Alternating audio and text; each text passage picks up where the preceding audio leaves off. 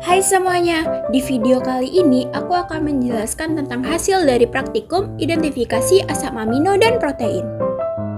Sebelum masuk ke topik pembahasan, kita perkenalan dulu yuk.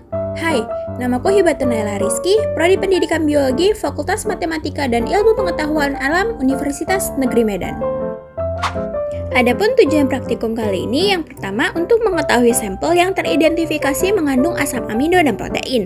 Kedua, untuk mengetahui perubahan warna yang terjadi pada sampel yang mengandung asam amino dan protein pada uji nidrin. Yang ketiga, mengetahui perubahan warna yang terjadi pada sampel yang mengandung asam amino dan protein pada uji bioret.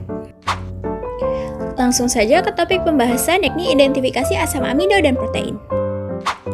Protein yang berasal dari kata protos dalam bahasa Yunani, artinya yang paling utama, merupakan senyawa organik kompleks dengan berat molekul tinggi.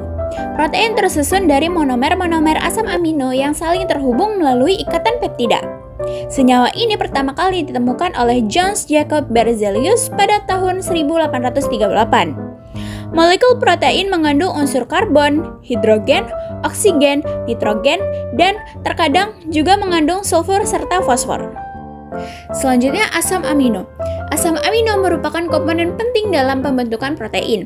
Protein sendiri tersusun dari dua jenis asam amino, yakni asam amino esensial dan asam amino non-esensial. Asam amino esensial adalah asam amino yang tidak bisa diproduksi oleh tubuh, sehingga harus diproduksi dari luar melalui makanan dan minuman.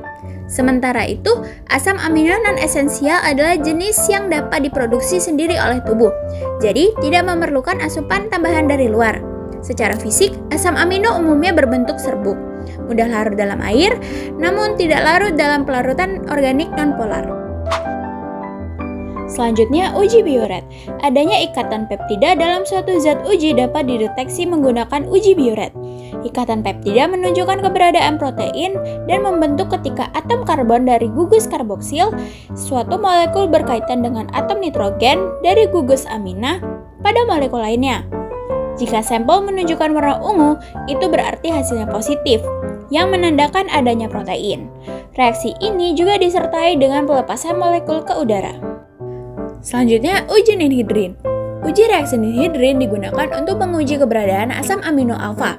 Caranya, yaitu 1 ml dilarutkan lalu ditambahkan 3 hingga 5 tetes larutan ninhidrin 1%. Setelah itu, sampel dipanaskan lalu diletakkan dalam air mendidih. Jika hasilnya positif, akan terjadi perubahan warna menjadi warna ungu kebiruan yang menandakan adanya protein. Nah, selanjutnya tabel hasil praktikum. Tabel yang di sebelah kiri adalah tabel uji bioret, dan itu hasilnya. Dan di sebelah kanan adalah tabel uji ninhidrin, dan itulah hasilnya. Tabel hasil praktikum selanjutnya adalah tabel uji pengendapan protein dan garam, dan itulah hasilnya. Selanjutnya, pembahasan secara praktikum. Berdasarkan hasil praktikum yang telah dilakukan, beberapa sampel menunjukkan perubahan warna setelah dilakukan uji ninhidrin. Sampel tahu kuning berubah dari kuning menjadi biru keunguan, sedangkan brokoli kukus mengalami perubahan warna dari hijau menjadi biru ungu. Hal serupa terjadi pada kuning telur bebek dan putih telur bebek yang masing-masing berubah menjadi biru keunguan dan biru ungu, menandakan adanya kandungan prolin. Sementara itu, putih telur ayam ras menunjukkan warna violet setelah diuji, serta kuning telur puyuh berubah menjadi warna merah keunguan, yang keduanya menunjukkan hasil positif terhadap kandungan asam amino. Sebaliknya, beberapa sampel tidak menunjukkan perubahan warna yang signifikan atau hasil negatif dalam uji ninhidrin. Tahu putih mengalami perubahan menjadi biru lembayung, sementara kacang tanah rebus hanya berubah menjadi putih keruh. Keduanya menunjukkan hasil negatif terhadap kandungan asam amino dan protein. Selain itu, kuning telur ayam kampung berubah menjadi hijau setelah diuji, yang juga menunjukkan kandungan asam amino yang tidak terdeteksi. Dari hasil uji ninhidrin ini dapat disimpulkan bahwa kandungan asam amino dan prolin bervariasi pada berbagai jenis sampel makanan. Perubahan warna yang terjadi menunjukkan adanya reaksi spesifik antara senyawa dalam sampel dengan reagen ninhidrin. Sampel yang menunjukkan warna biru keunguan, biru ungu, violet, atau merah keunguan menandakan adanya asam amino atau prolin, sedangkan sampel yang tidak mengalami perubahan warna signifikan menunjukkan hasil negatif terhadap kandungan tersebut. Selanjutnya pembahasan secara teori. Uji ninhidrin merupakan metode kualitatif yang digunakan untuk mendeteksi keberadaan asam amino, khususnya asam amino bebas seperti prolin. Reagen ninhidrin akan bereaksi dengan gugus amina primer dari asam amino yang menghasilkan senyawa berwarna ungu kebiruan sebagai indikasi positif adanya asam amino. Selanjutnya prolin dan hidroksiprolin, yang merupakan asam amino dengan gugus amina sekunder yang memberikan warna berbeda seperti biru keunguan.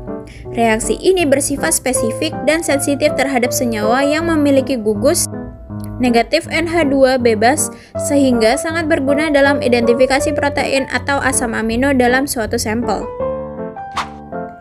Selanjutnya, warna yang muncul merupakan hasil dari deaminasi oksidatif asam amino oleh ninhidrin yang menghasilkan aldehida, karbon dioksida, dan senyawa berwarna. Intensitas dan jenis warna tergantung pada jenis asam amino yang bereaksi. Dengan demikian, reaksi positif terhadap ninhidrin ditandai dengan munculnya warna ungu, biru keunguan, atau merah keunguan, sementara reaksi negatif tidak menunjukkan perubahan warna yang signifikan. Nah, yang terakhir adalah kesimpulan. Berdasarkan hasil praktikum dan teori, uji biuret, ninhidrin, dan milon terbukti efektif untuk mendeteksi keberadaan protein dan asam amino dalam berbagai sampel makanan. Uji biuret menunjukkan hasil positif pada beberapa sampel seperti kacang tanah rebus, telur ayam ras bagian kuning, tahu putih, telur bebek bagian putih, telur puyuh bagian kuning, tahu kuning, dan telur ayam kampung bagian putih yang ditandai dengan perubahan warna menjadi ungu. Sedangkan uji ninhidrin menunjukkan hasil positif pada sampel telur ayam ras bagian putih, telur bebek bagian putih dan kuning, telur puyuh bagian kuning, tahu kuning, serta telur ayam kampung bagian putih dengan perubahan warna seperti ungu, biru keunguan, atau merah keunguan.